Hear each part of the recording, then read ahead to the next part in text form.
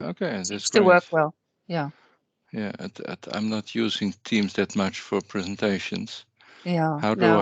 How do I leave the thing again?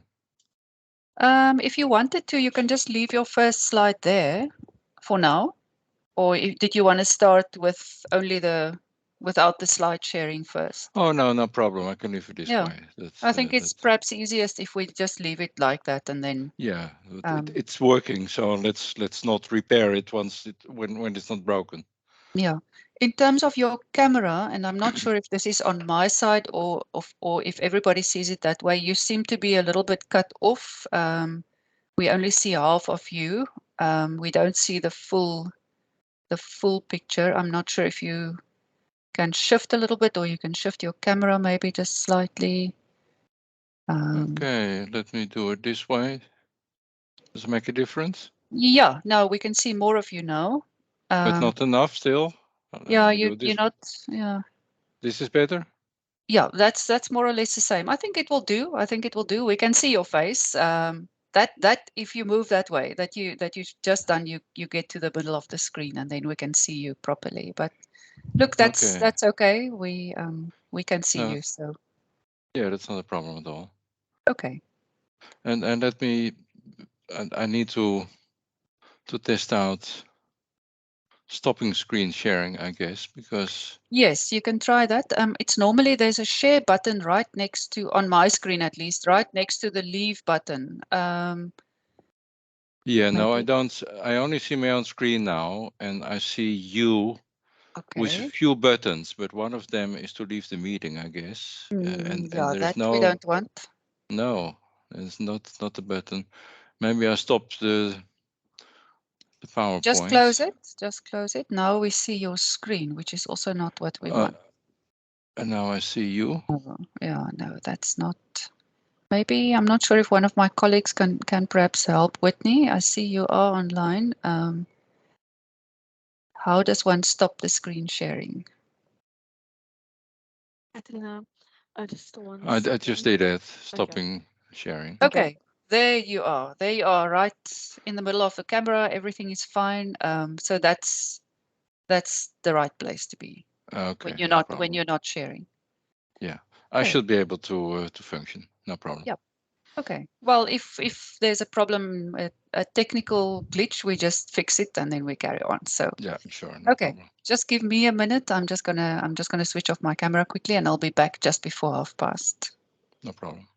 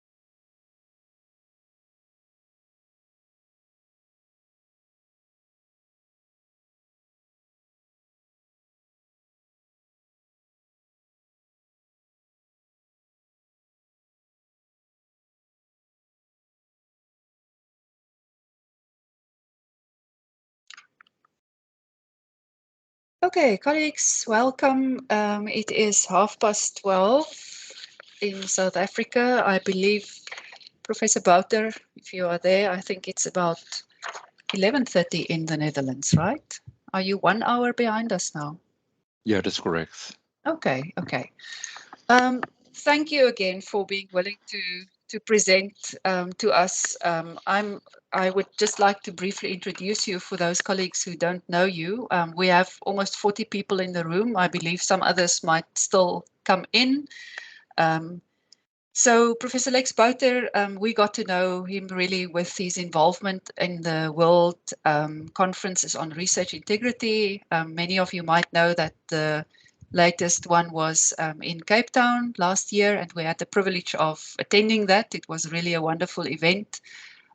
Some of our colleagues were closely involved also together with Professor Bouter and the leadership of the World Conferences on Research Integrity to work on the program committee and so on. So that was really a wonderful event, and it was through that that we got to know you, Lex, and you became a friend of Stellenbosch University very quickly.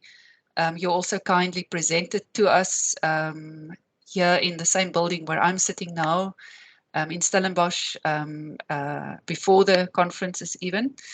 So Professor Lex Bouter is a Professor Emeritus of Methodology and Integrity at the Department of Epidemiology and Data Science of the Amsterdam University Medical Centers and the Department of Philosophy and of the Faculty of Humanities of the Vrije Universiteit.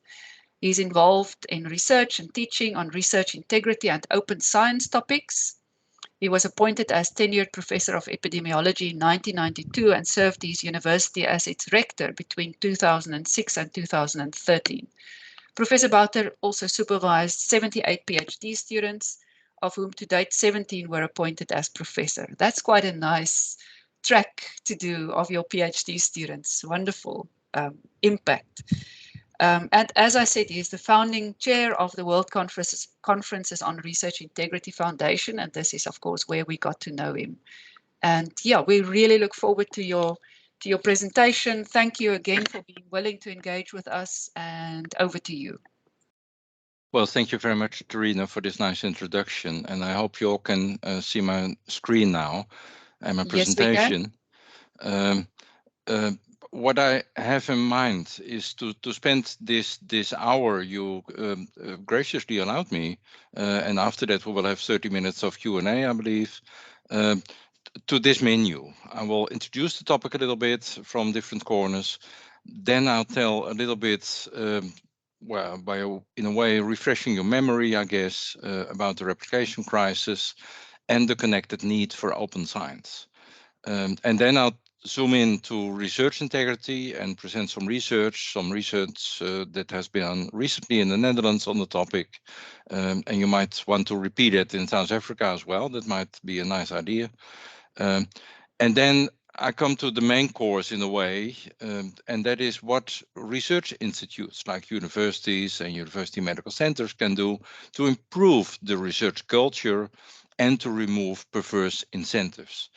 And in that part, which is the main chunk of my lecture, I will also allude to some modern problems like paper mills and fake publications and what have you in that awful corner of academia. And then I will also allude to what journals and publishers can and should do. But let me introduce the topic by saying what I think about when I talk about research integrity. And that is quite simple. Research integrity is about behavior of individual researchers and of groups of researchers, in as far as it impacts validity, truth, if you like, or trust in research and researchers. And when I say individual and group behavior, I don't mean to blame the researchers solely for stuff that's going wrong in academia. It's clear that it is driven, that behavior, by circumstances like the local research culture and also the incentives and sometimes the perverse incentives in academia. And we'll come to that later on. And when I say truth, I mean validity in the sense of objective knowledge, knowing that there is debate around it, and of course that we can never know whether we got it completely right, but it's about the direction we want to go in research. And to me, trust is the core thing, because without trust, we cannot collaborate together and we cannot use the research that has been done before us. And also, our work cannot be applied in society when the members of society don't trust what we did. So trust is key. And you need to deserve that trust. And you do that by being trustworthy. That sounds a bit circular, but I mean that there should be good reasons to trust scientists. And transparency, I believe, and I will argue further on, will help a lot to gain in trustworthiness and to build trust among other scientists and among in the population at large. And I will also argue that open science practices, like you have open methods, open data, open codes, they can help enormously to be transparent and thus be accountable and making it traceable what you did. So that is basically the flavor of the whole thing. But when we talk about research integrity, there are two closely related concepts that are a bit overlapping, but to me quite distinct as well. One is research ethics. Research ethics to me is everything you can and you cannot do to humans and animals participating in your research. And yes, of course, when you do awful things to animals or humans in your research, that can also compromise trust and validity. And then it's in the overlapping zone between the two. And the third thing is what we call in continental Europe responsible research and innovation, which is about a societal dimension of research. Um, and it goes in the corner of, does it harm or benefit society or nature? And when research does that, harm society or nature, um, it can go together easily with loss of trust and loss of validity. And then again, there is an overlapping zone there. But I will focus on research integrity, although we will dwell a little bit in some overlapping zones as well. Like I thought before in my short introduction, research is about trust. And you see here the pictures of two of my philosopher friends with whom I collaborate in this slightly more reflective part of my career. And Jeroen de Ridder, he wrote a really nice article about what you need to be able to trust the science, what makes a scientist trustworthy.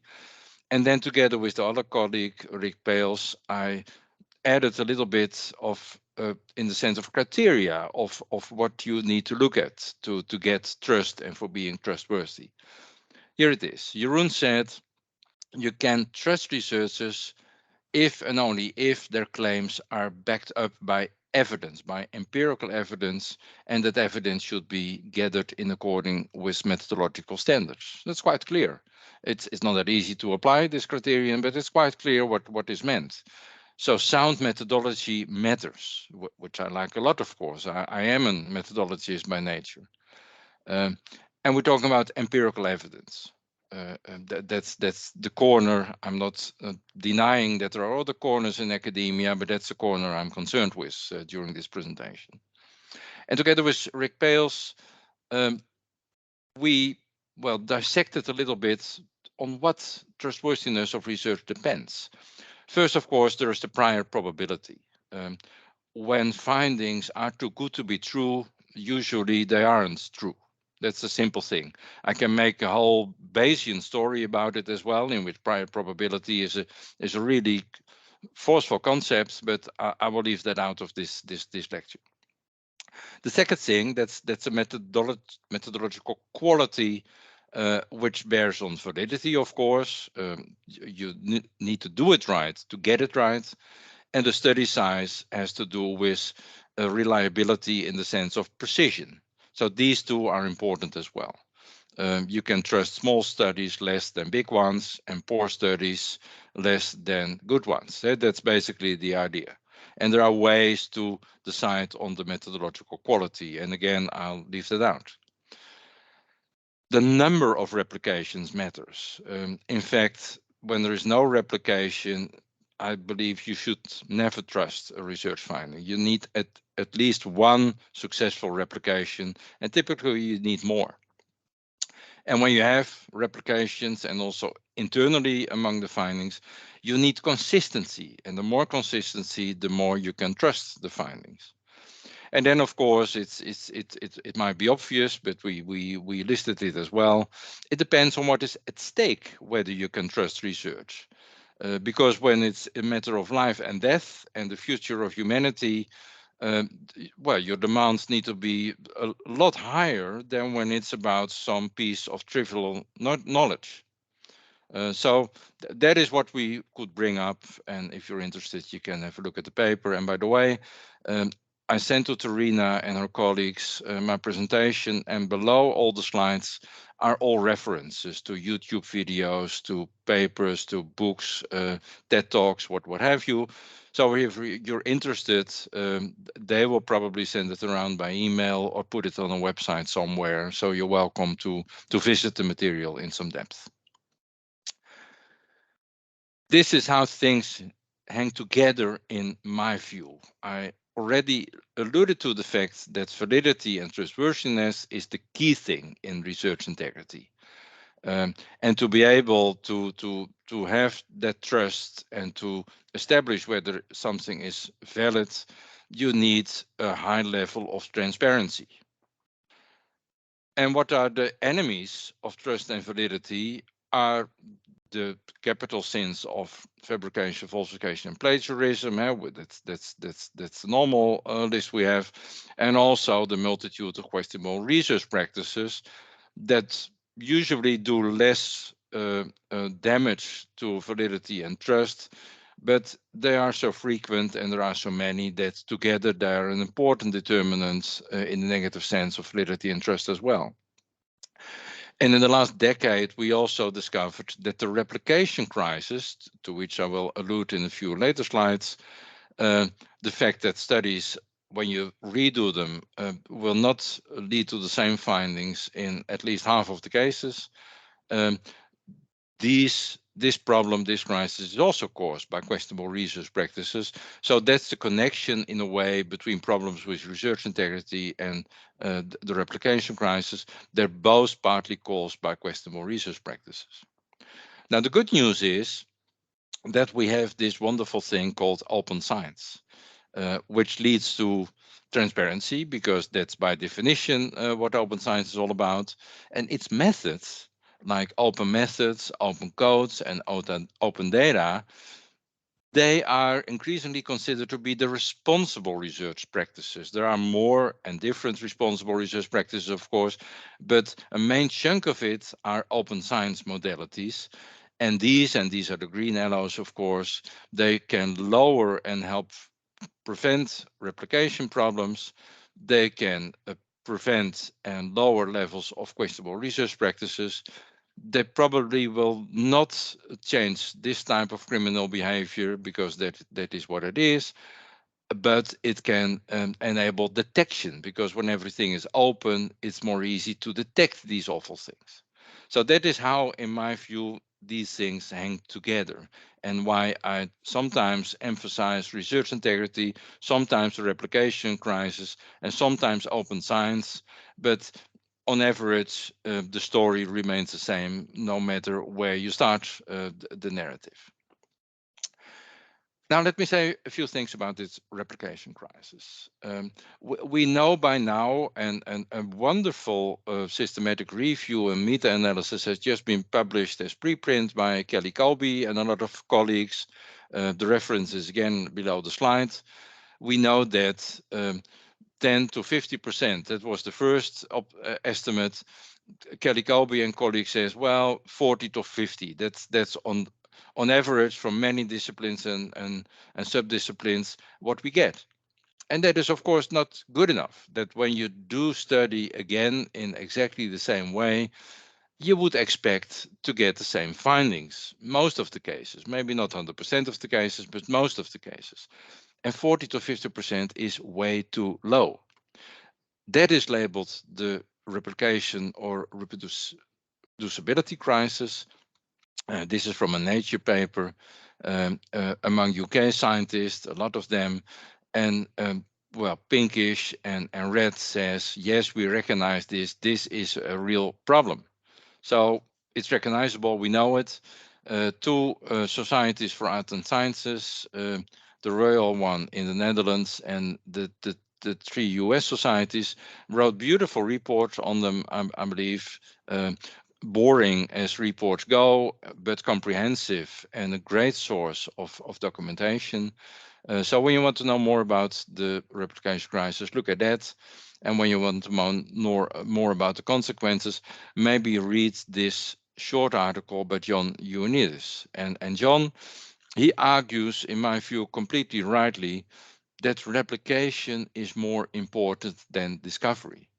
Because a discovery, that can be anything. It can be a chance finding, it can be an error, it can be also fraud, of course. We need at least one and typically more replications to be able to believe that it's right. So trust comes with replications. Um, and the weird thing is that well, the prestige of replications up to recently was so low. This was an endeavor for second-rate scientists who couldn't think about a new exciting hypothesis. No, replication is essential. And we echo the same thing in this article in the Journal of Clinical Epidemiology. And you see now things shifting, although not rapidly.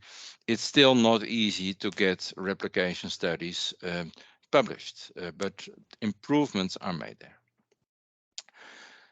This is the main driver of replication problems, I believe, and I'm not the only one believing that, and that is selective reporting. And what you see here is an extraordinary example. It's an example from drug research. These are 105 randomized clinical trials comparing a new anti-depression drug against a placebo, a fake drug. And this column is what the FDA makes of it. The FDA is severe. They are the gold standard. They want all your data when you want to submit your drug for the market, and they have to give permission for it. They reanalyze and they tear apart all your data. Uh, this is the gold standard. What the FDA says is probably better than what you yourself say after the analysis of the study. And they say 50-50. 50% of the studies is positive in the sense that the new drug wins from the placebo. The other half is negative in the sense that there is no difference, or even the placebo wins from the new drug. Now, when we wait a few years and look what is published, surprise, surprise, almost all positive trials have been published and only half of the negative trials. Please note that usually you see only this column. Usually you don't have this. For most topics in research, you don't have this. This is an exception. But now we have the gold standard, and we know that this is biased. We call that type of bias publication bias. The impression is that a new drug usually works, which is not the case. It works in only half of the cases. But it gets worse. When you publish on a study, you typically don't report on everything you measured. And people leave out primary and also secondary outcomes that were in their plan, in their study protocol. The FDA knows that because they have that plan. But you, as a reader, don't have that plan. Typically, it's nowadays better, but typically you don't have that. And then you get outcome reporting bias. You can be silent about negative outcomes, and when you still have a few positive ones, you can make a negative study positive. That's a kind of miracle. That's really wonderful. And when you do so, more negativity goes away. So now the large majority of the study seems to be positive. And it gets a little bit worse again when you consider spin. And spin is that you can play with words. You can make positive findings, you can emphasize them, and you can play down negative findings. And you can do it in title, in abstract, in discussion, throughout the article.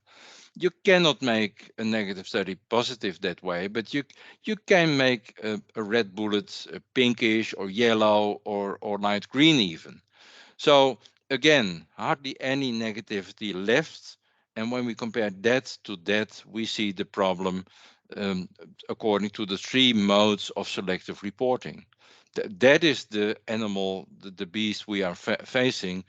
And when you redo such a study, you would expect a positive finding almost always, but it happens in only half of the cases. Now, that is the core driver of the replication crisis. And, and this makes it one step worse when you look at the next generation, and two of my PhD students did. Um, you discover that negative studies, that positive studies, I should say it that way, are cited 3 to 5 times more than negative studies. And that is depicted by a larger green bullet and a smaller red bullet. So almost all negative results appeared in the second generation. So this is the beast. There are more causes of the problem. Selective reporting we talked about. Connected is low power, slow studies, small studies, larger chance findings you have. And then it goes all over the place and reproducibility is lower. You can have p-hacking, like my favorite statistician always said.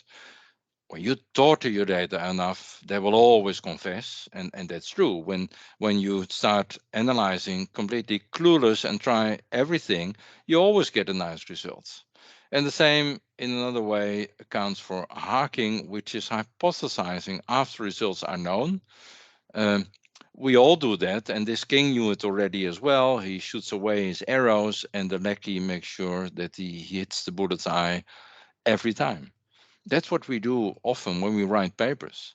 We look at our favorite tables and start fantasizing about what may explain that wonderful table and these wonderful results. That is not hypothesis testing. That is bringing up hypotheses after you know the outcome of the study already, which is nice in the explorative mode, but not in the hypothesis testing mode. Hence my call for more transparency. Uh, Open methods, open codes, and open data most specifically. It should always be available prospectively. For open methods, that means, and we call it pre-registration or registration, that there should be a study protocol, a complete detailed study protocol, floating in the cyberspace with a timestamp on it, which will never go away. Um, it might be under embargo, it might be under embargo forever, but it's there.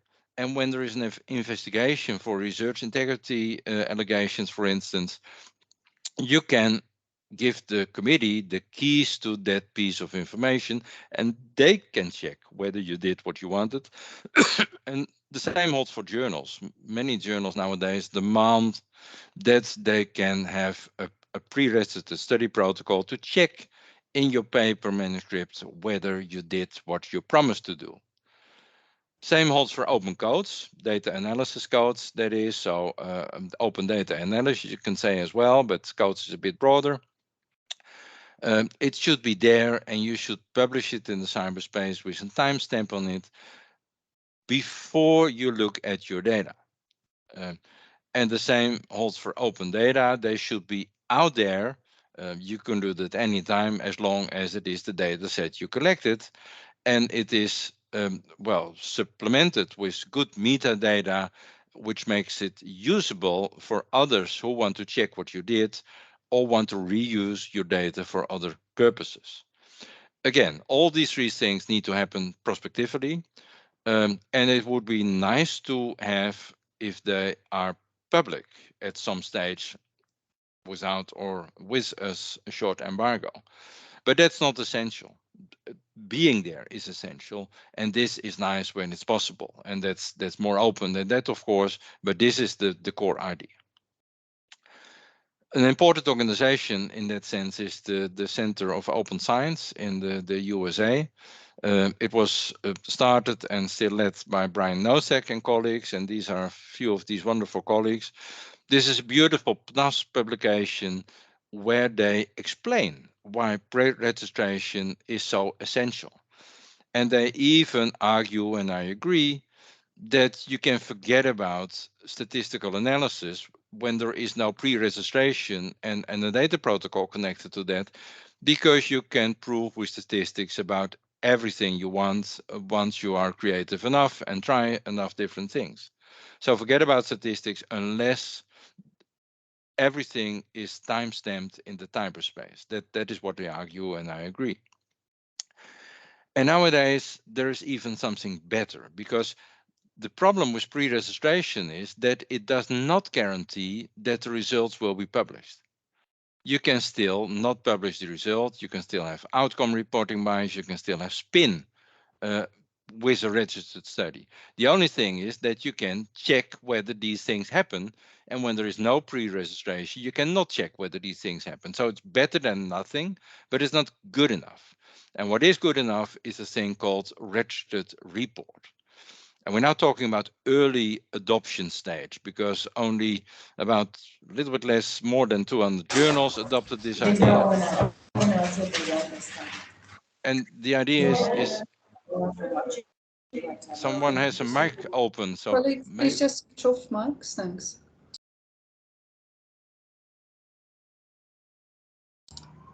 Sorry, now we've Professor Bouter, just hold on for a minute. I think somebody tried to mute all and now managed to mute you as well. So let's just try to fix that quickly.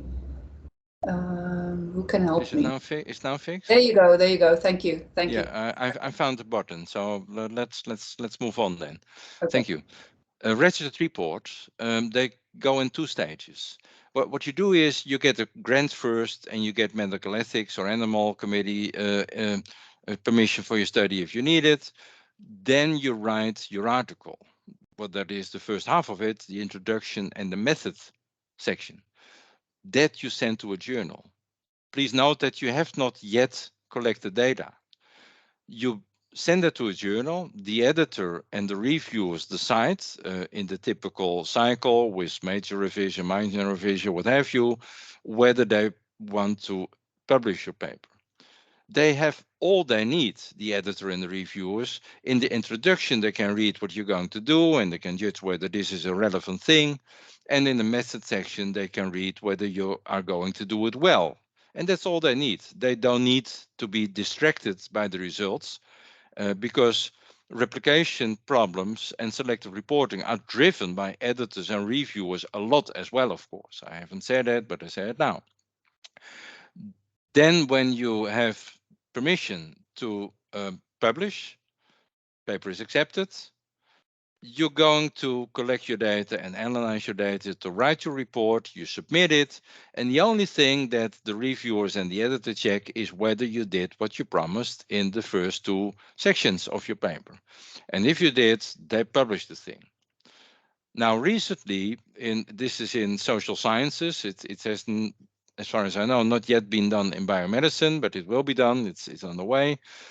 A comparison between registered reports, 71 of them, and carefully matched, two per registered report, standard reports, so not using this innovative scheme, were compared. And what happened is that less than 45% of the registered reports had positive results on their main conclusion, and while more than 95% of the standard report has positive results on the main conclusion. This is the usual thing, and this is partly caused by selective reporting, is the idea. And this is more or less the proof of the pudding, because this is an excellent killer of selective reporting. And that is what you see. Less than half of the studies in this sample are positive. So here we kill selective reporting, and there is a bonus. The bonus is wonderful, and I love that as a methodologist, because the bonus is that when you do so, you get better methodology. These are all indicators for methods, and they're all not all statistically significant. This is another study, similar comparison. For all indicators, the registered reports are superior. And how come? The reason is that now, when you are a reviewer and an editor and you comment on a study, you can still influence the practicalities. You can influence the study design. I've spent my whole career commenting on manuscripts for journals, uh, telling what was wrong with the method usually. But I only recently, when the registered report came along, realized that this was quite useless because the studies had already been done that were reported in the manuscripts I was judging. Now, when I'm a reviewer of a registered report, I can help the researchers to make their study better. And that is what you see here, I believe. The suggestions can still be adopted. There can be an amendment of the registered report of the study, and then you can execute the improved study design and publish later a better study from the methodological stance. This is really wonderful. My humble prediction is that this is the future because it is so wonderful. There is a problem, of course, as well, and the adoption goes slower than you might expect because usually researchers, when they have their grants and they have their permissions from all committees and they have their budget, they are behind their planning already and they want to start their data collection. They don't want to spend 4, 5, 6, 7 other months waiting for the acceptance of registered reports. And for that reason, I don't have a slide on that. It's that new. There is now something wonderful as well. Um, there is now the Center of Open Science has the initiative to let funding agencies and journals collaborate. And what happens is that now the funding agencies, when they are in this collaboration, they say, hey, this is interesting. We want to study, to fund your study. Please go ahead. By the way, there is only one condition which is important. You only get your money once you have accepted a registered report for this study. So it's a condition for getting the grant.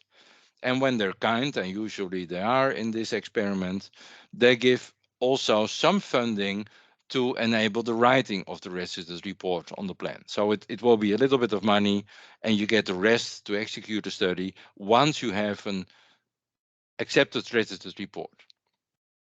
Again, it's not foolproof. Some people might even decide not to write a full report after they have accepted the registered report, but that will be rare, I guess. So this will help to adopt registered reports more because the funders demand it. And we've seen that happen before. Um, Remember that open data was rare. Hardly anyone was doing that in the recent part.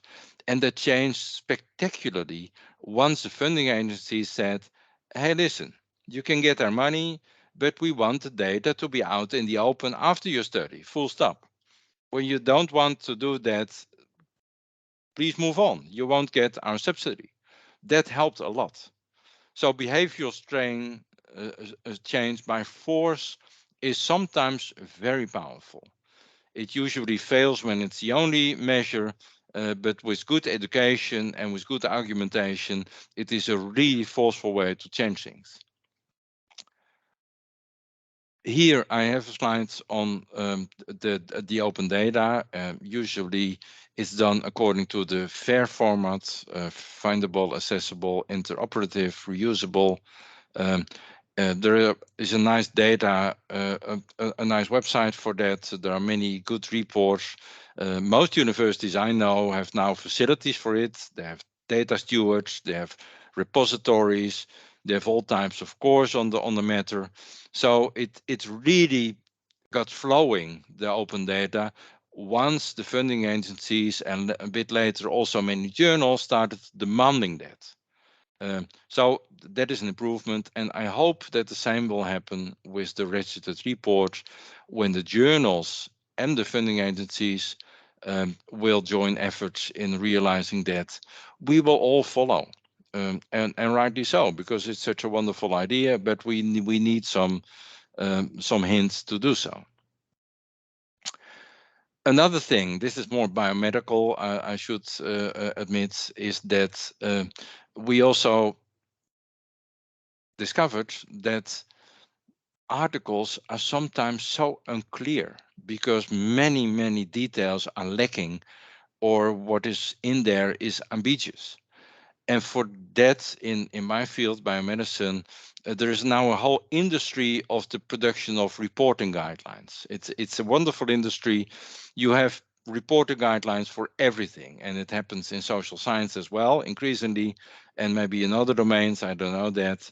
In biomedicine, we have now already more than 550. Um, this is the most important one for trials. Prisma is for systematic reviews, START for diagnostic studies, and this is for animal studies in the preclinical domain. But there are many more. So please don't make your own reporting guideline. Go to this wonderful website and find yours when you are in social science or in biomedicine. And you can use them not only to write your paper, but you can also use them to make your study protocol and your grant application. And they are wonderful teaching guidelines as well. When I'm teaching epidemiology, I'm also always having slide with the items of these guidelines in my slide deck, because there's a nice summary of the material. Good. Some data. We did a survey in the Netherlands, a national survey on research integrity. This great lady, Gauri Gopalakrishna, performed it.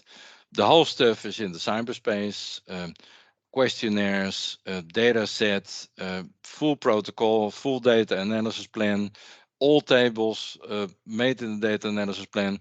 So I invite you, when you like it, to redo this study in South Africa. It was useful in my country. I don't know whether we will get different results in South Africa. They won't be that different, I guess, but it's nice to have local data when you talk about research integrity. And this is what we found. We had questionable research practices, 11 of them in the survey, that need to be answered on a 7-point scale, going from never to always.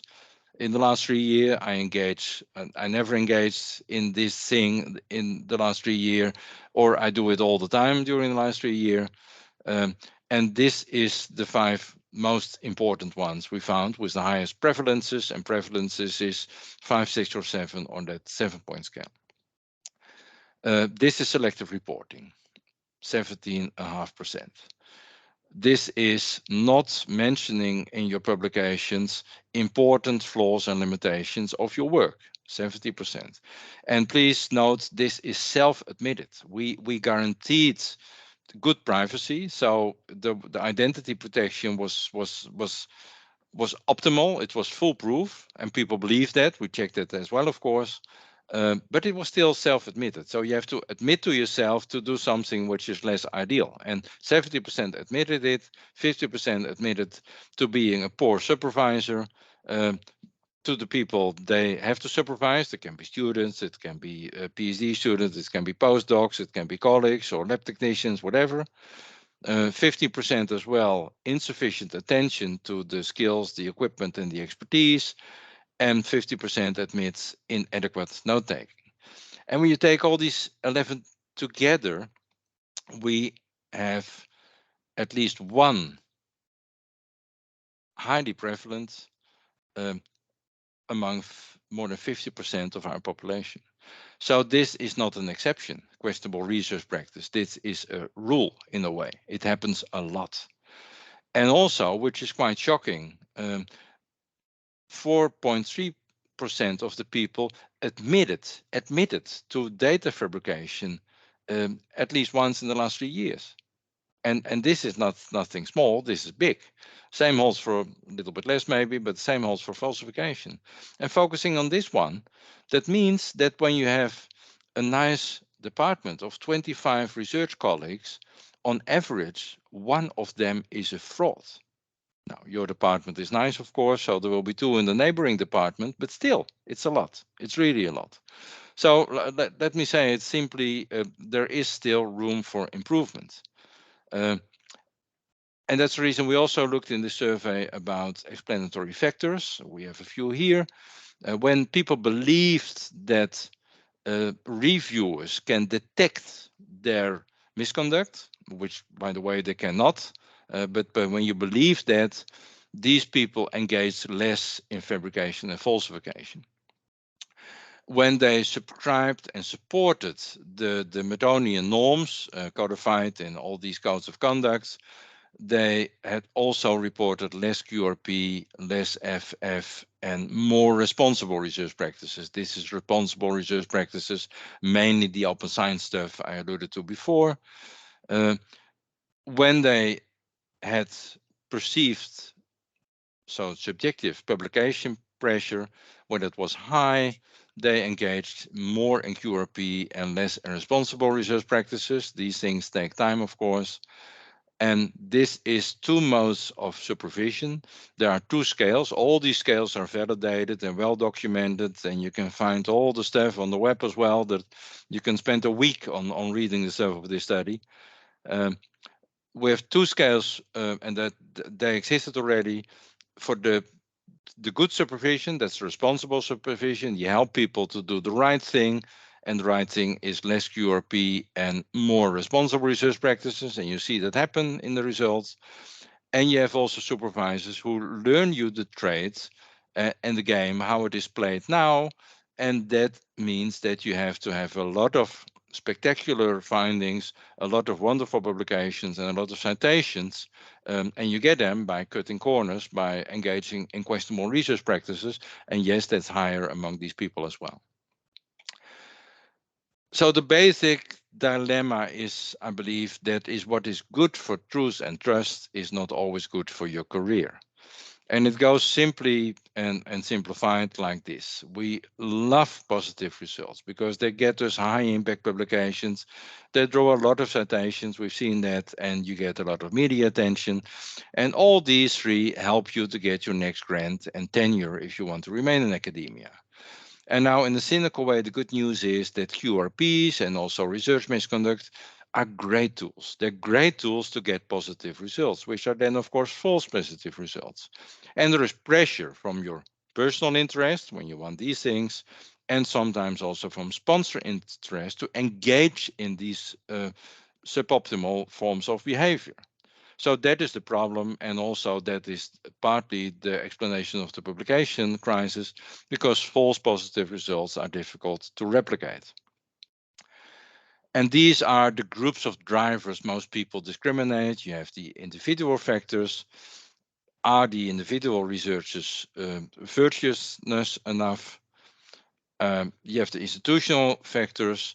What is the research climate in the lab you're working in? And this might be a very important driver because we're social animals and we imitate each other all the time. It's hard. It's so difficult to remain different from the pack. And then we have systematic factors, and that is the chapter of the incentives, the partly inadequate incentives. And I will allude in the rest of my presentation to these three. Here are the Metonium norms. I'm sure you've read about them. They're quite clear. Communism, it's not your property. It's a public property, research findings. Universalism, it's about objectivity. It's not, nothing subjective. At least you should weed it out as much as possible. You should not be distracted by other uh, uh, things than truth finding, uh, by being promoted or by getting a higher salary or whatever. Um, and you should engage in organized skepticism. That means we play the game by argumentation and agree and disagreement and debates. That is the idea. Together, our wisdom is better than the single wisdom, and experts they do exist, but they don't they can be disputed and they should be disputed. This is a beautiful article. You should read it yourself. It's not long, and it shows and that's organized skepticism, why intellectual humility in science is so important. Um, don't exaggerate the novelty. I just put a few highlights in here. Uh, You should be transparent which analysis were planned. We discussed that before. Be careful with causal claims, like I tried to do with our survey. I didn't put it in causal terms because it was basically cross-sectional association only. You need more for causality. Um, and also encourage criticism. Really appreciate it when people don't agree with you and when they correctly you and when trying to replicate your work. So these things are important, and this is a great paper to teach your students as well. Now I want to tell you about our European consortium standard operating for research integrity, the SOP4RI consortium, and we made a toolbox for research institutions, what they can do to foster research integrity, because that is an important responsibility. They are the guardians of the research culture in academia and outside it as well. We published 140 guidelines. Some of them were present already, some of them we improved, some of them we made ourselves. It's a great tool. Please go there. And when you are in the business of giving funding for research, we have a toolbox with 25 guidelines for you as well. It's really worthwhile, and many universities are now using it. This is the staff research environment. That's culture, supervision and mentoring, training, ethics committee structures, integrity breaching committees, and how you handle that, and all kinds of codes, data practices and management for the open data thing, and to do it right. Collaboration, which is complex, especially with private party and internationally. You need rules for that. Interest declaration, so that conflicts of interest can be recognized, and publication and communication rules, because a lot goes wrong there as well. We've seen that during the COVID pandemic, for instance. This is an example. 4 guidelines one of my PhD students made for research integrity education, for bachelor, master, and PhD students, for postdoctoral investigators and senior researchers, um, also for the other research integrity stakeholders in the institution. And you should do that repeatedly. It should be a continuous education. A once only course never works. These are great guidelines. Please have a look. And implementing research integrity, this is the student that did the work on the last slide as well, Krishma Labib. She's really wonderful, and she defended her PhD thesis last week. The reference to it is also below the slides. I added to that. Institution can work and influence researchers through market hierarchies and network. Markets is in incentives, and then you get competition. Incentives are typically career points for desirable behavior. You can use hierarchy, and you say, we are the boss, you should do this and that. And what you get then, because you need to check it, you get a lot of bureaucracy. You can also do it together. We call that the network approach. Then the main driver is trust and solidarity and cooperation.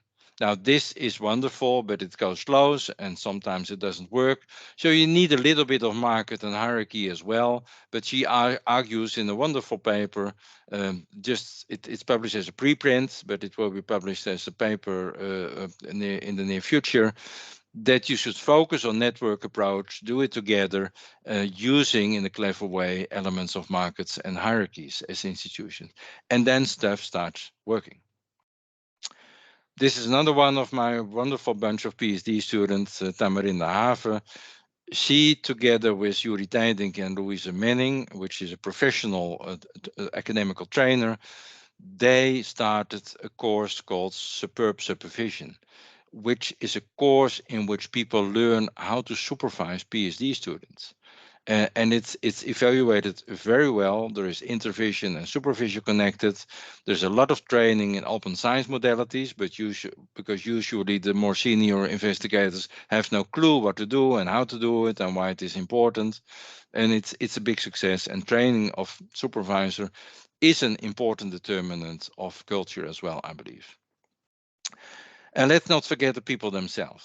The main stack of people doing the work are early and mid-career researchers. Let's never forget that. They can drive change, and in fact, that's what they do. They have all types of wonderful inventions like open science communities. In the Netherlands, we have them on every campus. Reproducibilities, journal clubs discussing critical stuff on the topics I've been alluding to today. Internationally, they're about everywhere. It started in the UK because they really drink tea, but you can supplement that by coffee, of course. And then you have the great initiatives of the reproducibility network, which try collectively to find the replication crisis. The Dutch one is not yet there. It has been founded. The website is under development. I'm not sure whether there is one in South Africa already, but it's a great idea to open one. And young researchers are leading the pack. They know what is important to improve academia. And the best thing you can do is to give them the floor and listen to them. You won't be disappointed. Final topic, and that is assessment of researchers. We do that all the time for grant applications, vacancies, promotion, tenure, awards. We do that all the time, really. Um, and we do that with incentives. Basically, and I simplify a little bit, what matters is a lot of publications and a lot of citations. And also getting a lot of money for grants counts for promotions at work, of course, and tenure. And the problem is that incentives work so well. When you have these incentives, yes, you get more publications and citations. You've seen that in your country, in South Africa as well. But you also get unintended effects. You shift the focus on quantity, not quality, when you do so. You get more plagiarism and duplicate publication. I believe that this is a serious problem in many countries. South Africa is no exception to that, especially because your universities are funded so much by the indicator of number of publications. You get salami slicing, the smallest publishable units, gift authorships. When you give an authorship to someone in another university, both universities profit. So you can rub each other's back there, and that happens in many countries. And also, people use predatory open access journals because then don't ask critical questions. When you pay, they just publish your paper. You also get paper mills. I have a few slides on that as well. Um, Fake papers in other domains. And now we have the problem of fake peer reviewers. Sometimes you are asked to um, propose reviewers, and when you propose a big shot in the field, but for this instance make a wrong email address ready that caters in your mailbox, you can write the reviews of your own papers, and surprise, surprise, they're usually positive. The richer are made richer, you get less equality, and it's less time consuming uh, to avoid responsible research practices when this is the indicator. Now, please remember, no matter what the incentives are, they will all be gamed when the stakes are high. So better have a few of sensible indicators and keep it a little bit fuzzy. And that is exactly what we propose in this narrative review. It's a good summary, I believe, of all the really wonderful activities to reform researcher assessment going on worldwide. It's still a preprint, but it will be an open access book chapter soon with the same text, so you can go by the preprint. This is what's happening in the Netherlands. We call that room for everyone's talent. The idea is that there is also a need for diversity in the way we assess researchers. And that's happening now in the Netherlands. It's by far not yet ideal, but the awareness is there and improvements are being made. And this is this new awful culprit on the block, the paper mill. This is an industry, and there can be big criminal companies doing so. When you pay them, they give you a publication. You can even use a no cure, no pay basis. You can pick the impact factor you want.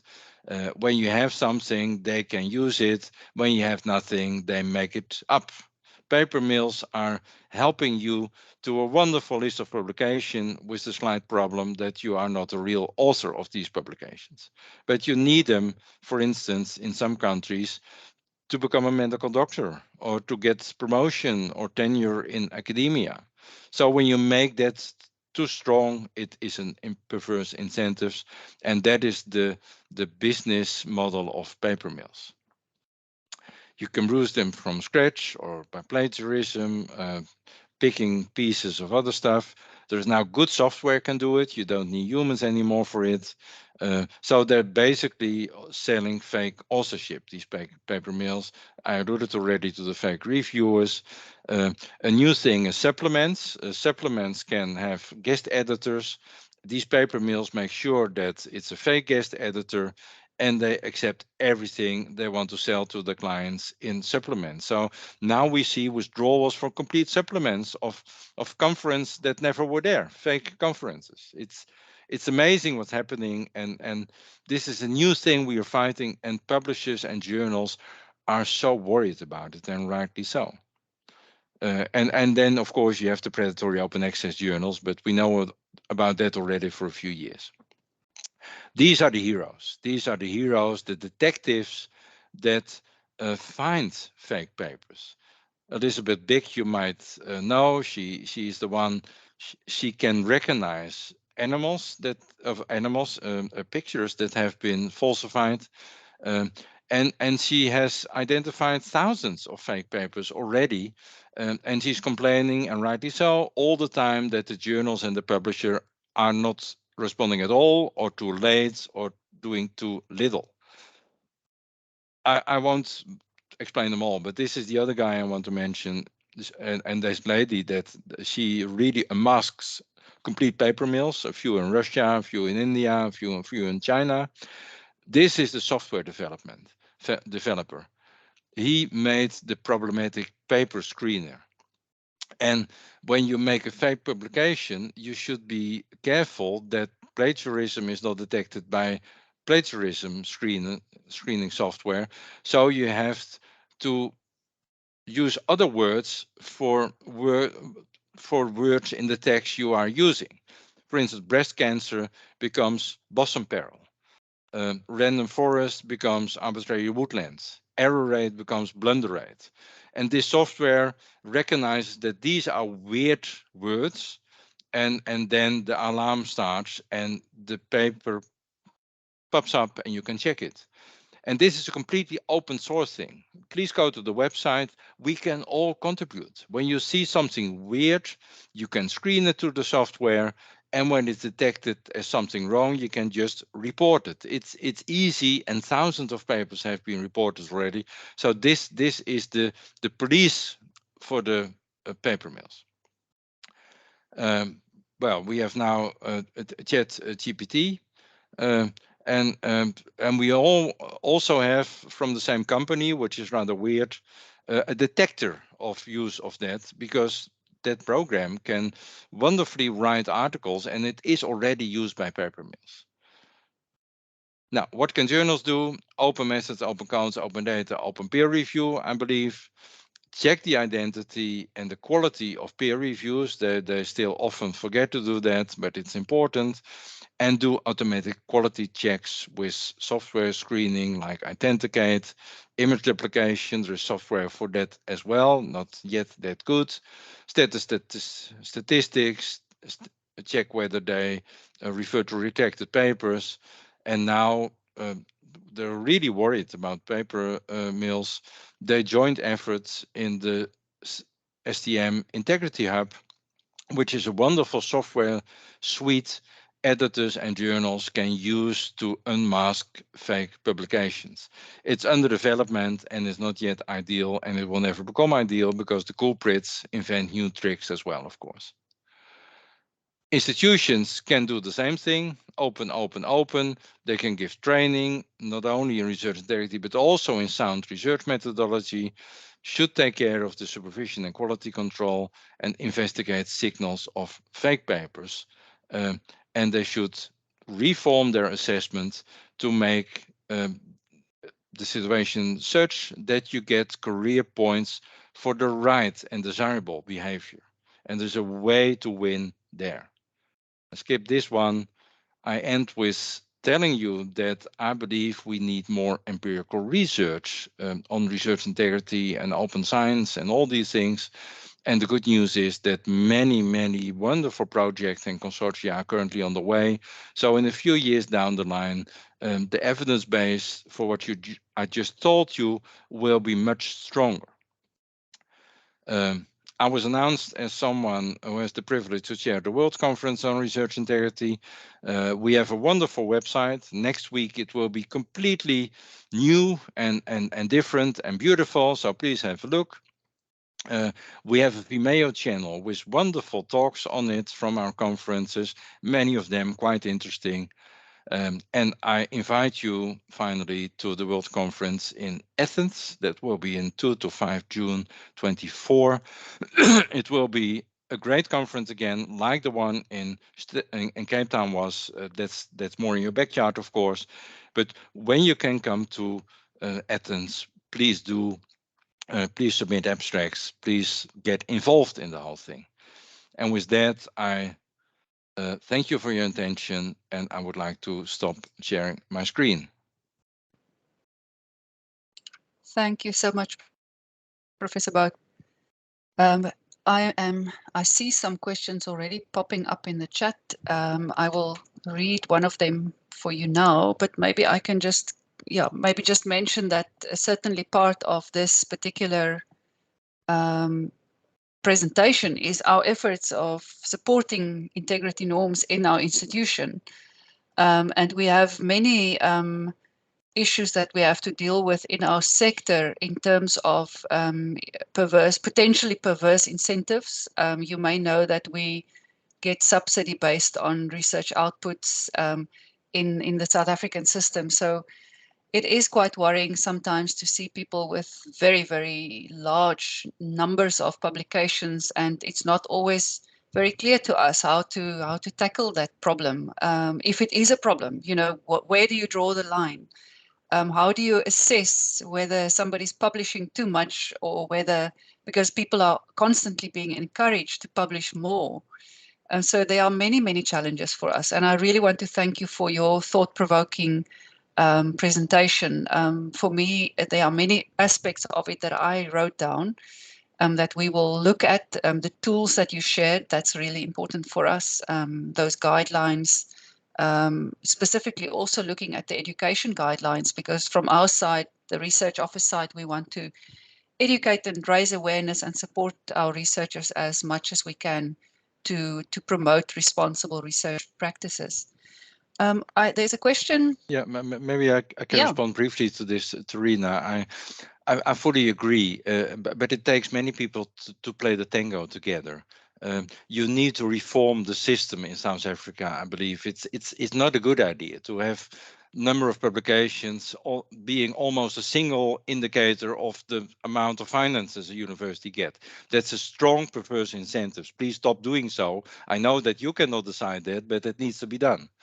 And the second thing is, and there you might have some influence, please don't translate this indicator to faculties, to departments, or even to individuals, because it gets worse the closer you get to the individual.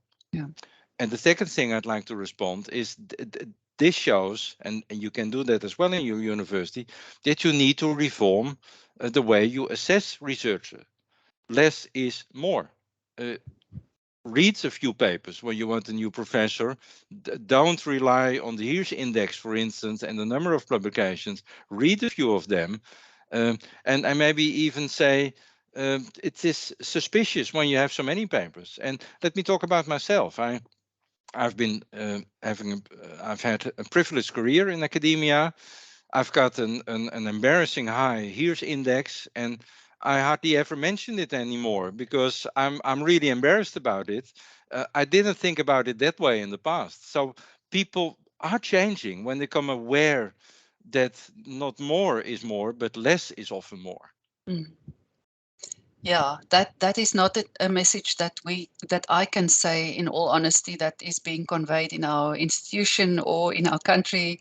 You will know that part of the African desire is or wish is to increase our footprint in terms of research publications as in the global as part of the global footprint. So it is Yes, I quite agree, challenging. but Yeah. when you're a little bit behind, you don't need to repeat all the mistakes that have been made before Yes. you. Please omit a few mistakes and do it the right way Mm, immediately. mm, That makes more sense to me, at least. I mm. know it's difficult what I'm saying. Yeah. Yeah. Okay, let me have a quick look at some of the questions that came up. Lex, I'm not sure if you can maybe stop sharing your screen. I still see myself now in kind of slow motion here on the. So if you can find that stop share button, I think it will enable us to see you Is this better. better? Is this better? Yes, absolutely, absolutely. Okay. So Professor Jimmy Volmonk, who used to be the dean of our health sciences faculty, asks the following question. Firstly, he says, thank you for an excellent talk. Could you comment on some of the key scientific integrity challenges that have emerged during the COVID-19 pandemic and how the scientific community has responded to them? Well, I need another lecture for that, of course. It's a great question, and the lady called Gauri Koppler Krishma, who did the Dutch survey on research integrity, together with her and a few others, we wrote a few papers on this. How the COVID pandemic showed us some elements of what we usually label as issues of research integrity. And one of them is well, that's the Mertonian norm of criticizing each other. That happened abundantly, but it happened on Twitter. It got politically charged. In my country, like in many other countries, researchers were threatened, even with serious stuff. They had to leave their own homes sometimes. Many awful things happened there. That is not organized skepticism. This is skepticism going completely astray, and we need more rules about it. And the difficult thing is, and I don't have real answers for that, although I've organized maybe 5 conferences on the topic already. The thing is, how should we handle conspiracy theories which we saw so abundantly in COVID? I don't believe we handled them well from academia, but I still have no clue how to improve that on the similar circumstances. But now maybe 100 committees are on this specific question are trying to write a report. I've been on one of these committees and the report is ready. So if you're interested, I can send it to you. But a lot happened to academia during COVID. We learned a lot, but we still have no clue where to go exactly next. And most things are very relevant for research integrity and open science and responsible research practices and trust in research first and foremost. So this is a big thing. I would love to give another lecture on it, but I won't do it in answering this question. Thank you so much. So there is another comment from a younger researcher that says, thank you for the lesson and that he's still a junior researcher and it really is very important for the more younger researchers to learn from senior people.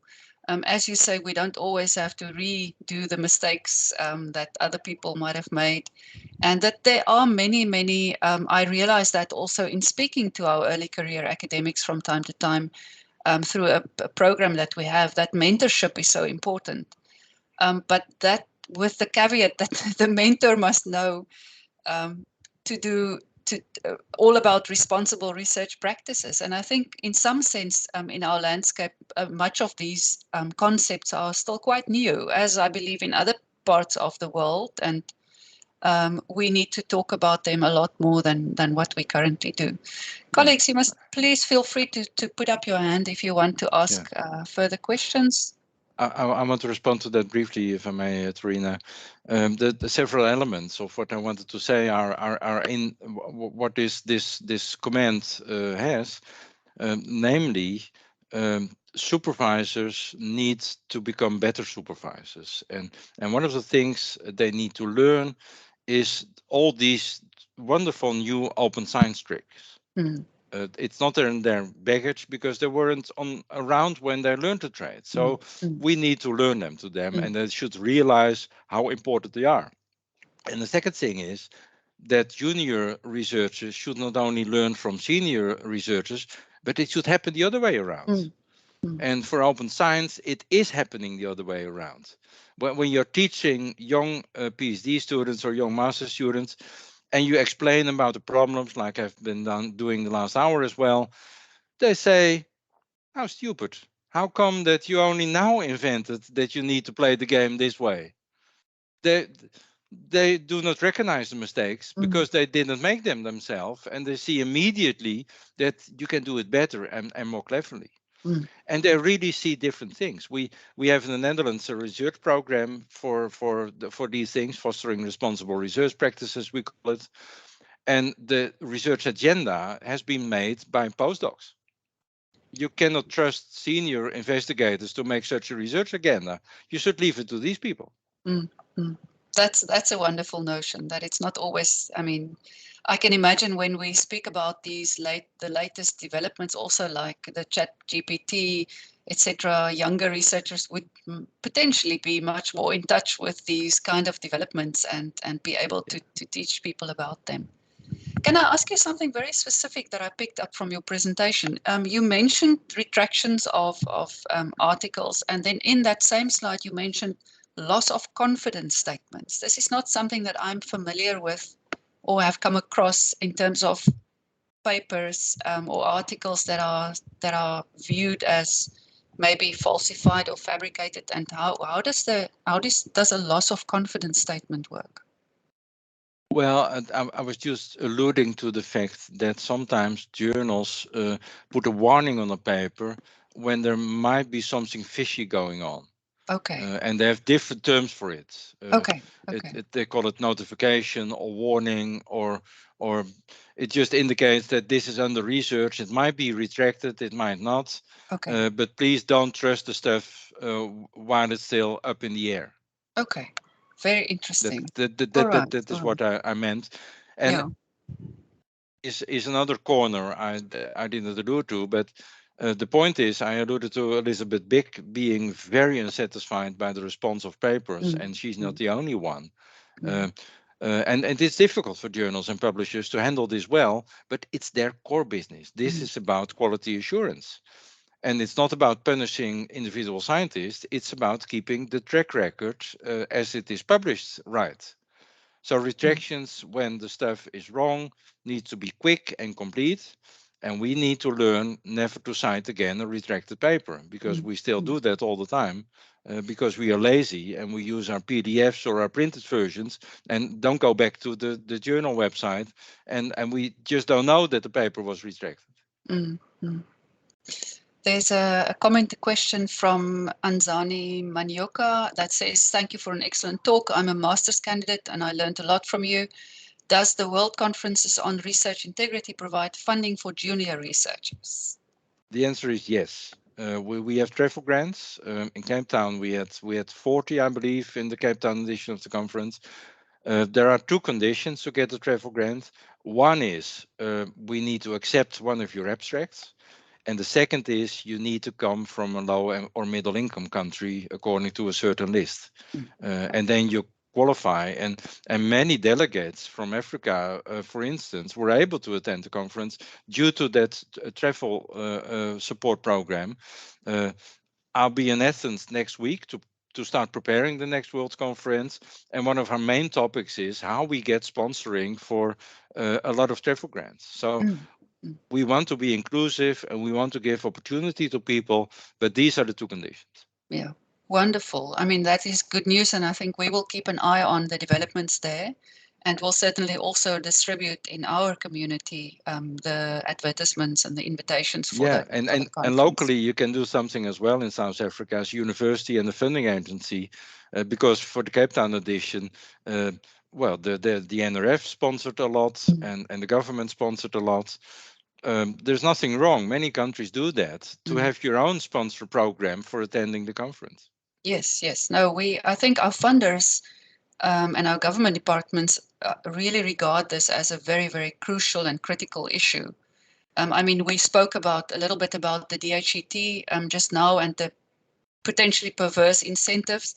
I can assure you that there's a lot of awareness developing in the DHET as well. So I think it would be very important for our government departments and our funders to sponsor some of our researchers to attend that conference.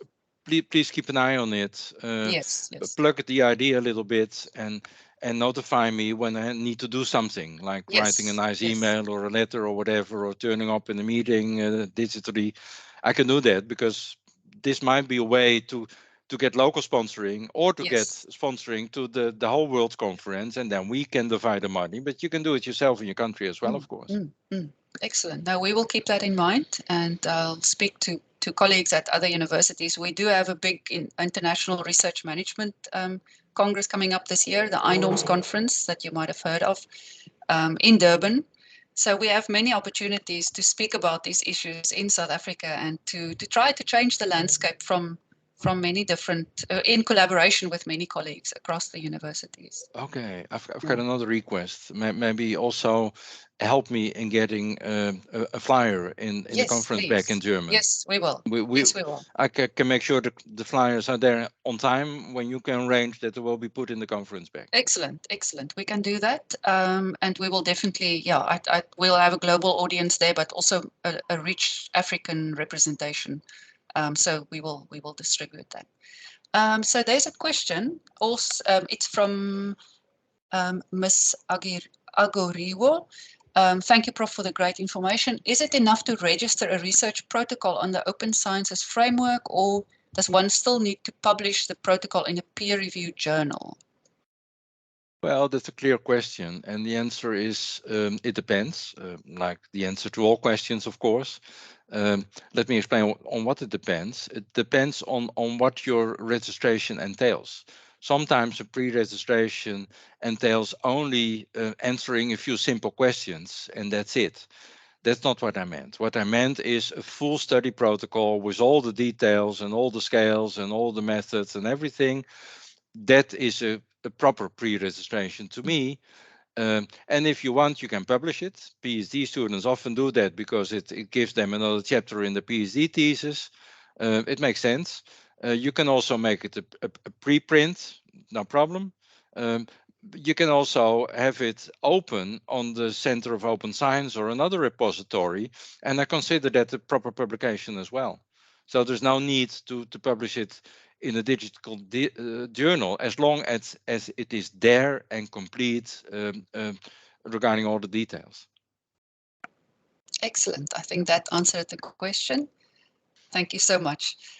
Professor Bouter, I think I don't see any more hands and the chat is quiet. So I think people will go away with an incredible amount of thinking to do on practices and responsible practices. So thank you so much for helping us today to understand some of these much better and to go and think and continue to discuss them. As you say, this is a continuous discussion, and things seem to pop up from these devious industries.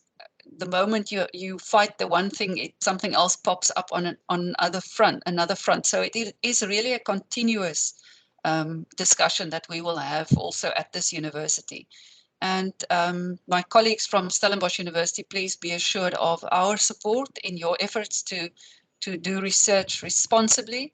And thank you so much again, Professor Bouter, for a very inspiring and thought-provoking talk. For coming to us all the way from the Netherlands, we really appreciate your support to us and for the South African landscape as a whole. And we hope that we can also again invite you, maybe one time in person again, to come through and to help us think about these important issues. So thank you very much. It was completely my pleasure as well, Terina, and thanks for having me. I love to talk about these things, as you know. So if you see another opportunity, I'm available. Thank you so much. Thank you so much. And thanks for everybody who attended. I also know that it takes time from people's diaries, so I really appreciate that. We had more than 60 people in the room at some point. Now people are starting to run out to get back to classes and things from 2 o'clock. So Thank you so much, and keep well. It's very, very warm in Stellenbosch. I believe it's quite a bit cooler in the Netherlands, but keep well, and we'll see you soon. Thank you. Goodbye. Bye-bye.